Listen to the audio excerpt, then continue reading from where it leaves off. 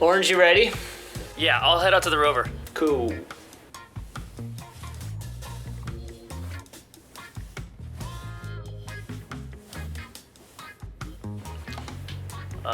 Yellow, where are you? I'll be there in a minute. Okay, well, I'm out here. Nice.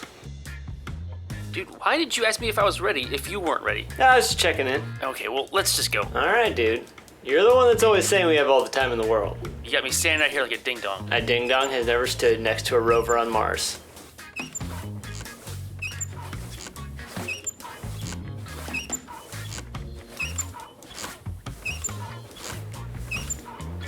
Why? In case we get lost. Hey, thanks for checking out that episode. I thought I'd show a little behind the scenes tutorial and give you an idea of how I'm doing the motion capture on these videos right now. This episode took about 36 hours and I'm just trying to get these episodes to be as fast as possible. In the YouTube algorithm's eyes, you're competing with vloggers and podcasts and people that can put out content pretty quick. So for the first dudes on Mars, the whole goal is to just make these as fast as possible and still get to do the thing I want to do. So the first thing I do is write the episode and do an audio recording and kind of do a little edit based on the audio so the motion capture is all timed to the same pace.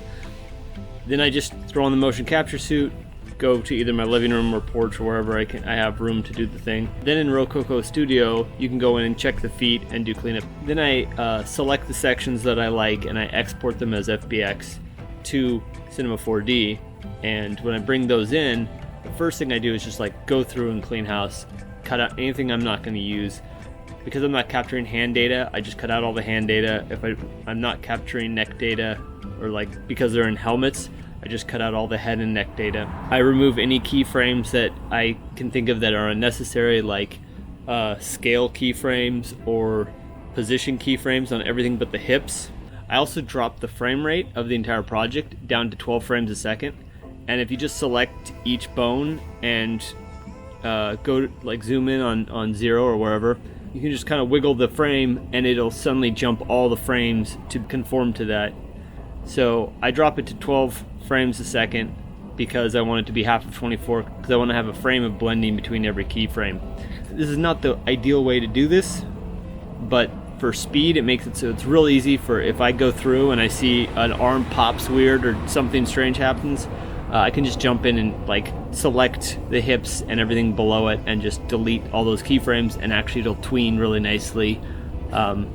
It's not going to end up being the best looking mocap data you can get out of a Rococo, but it's going to be the fastest. By the way, if you're working with Cinema 4D and you have ideas of how to speed up this process, let me know. I do want to hear those.